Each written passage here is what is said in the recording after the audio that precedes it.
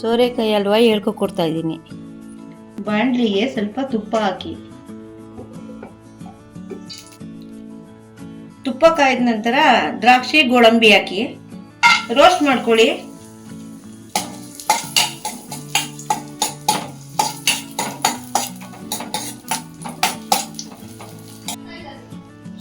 ಸೋರೆಕಾಯಿನ ಸ್ವಲ್ಪ ರೋಸ್ಟ್ ಮಾಡ್ಕೊಳ್ಳಿ. ಇದು ಚೆನ್ನಾಗಿ ಹಸಿ ವಾಸನೆ ಹೋಗೋವರೆಗೂ ಫ್ರೈ ಮಾಡ್ಕೊಳ್ಳಿ.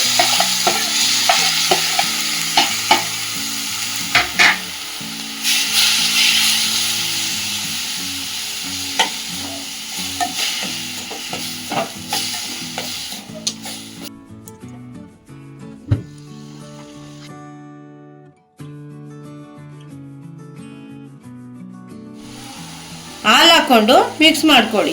ಚೆನ್ನಾಗಿ ಬೇಯಬೇಕು.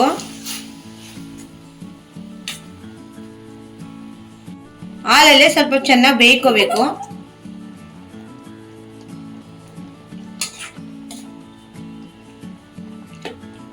ಫುಲ್ ಹಾಲೆಲ್ಲ ಡ್ರೈ ಆಗ್ಬಿಡುತ್ತೆ. ಆ ಥರ ಸ್ವಲ್ಪ ಕೈ ಆಡಿಸ್ತಾನೆ ಇರಿ, ಇಲ್ಲಾಂದ್ರೆ ಸೀದೋಗುತ್ತೆ.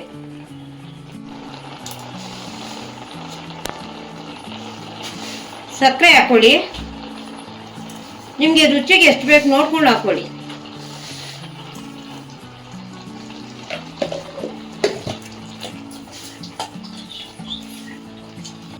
ನೋಡಿ, ಈ ತರ ಚೆನ್ನಾಗಿ ಮಿಕ್ಸ್ ಮಾಡ್ಕೊಳ್ಳಿ. ಅದೆಲ್ಲ ನೀರೆಲ್ಲ ಸುಂಡೋಗ್ಬೇಕು. ಕೈ ಆಡಿಸ್ತಾನೆ ಇರಿ. ಇವಾಗ ಕೈ ಬಿಟ್ರೆ ಎಲ್ಲ ಸೀದೋಗುತ್ತೆ.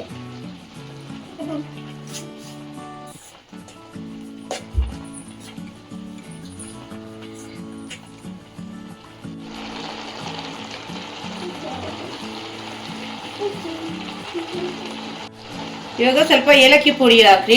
ಪುಡಿ ಮಾಡಿಕೊಂಡು ಮಿಕ್ಸ್ ಮಾಡ್ಕೊಳ್ಳಿ.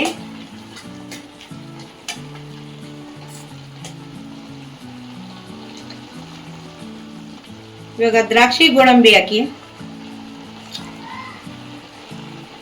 ಇವಾಗ ಫುಲ್ಲು ನೀಟಾಗಿ ಎಲ್ಲ ಡ್ರೈ ಆಗಬೇಕು.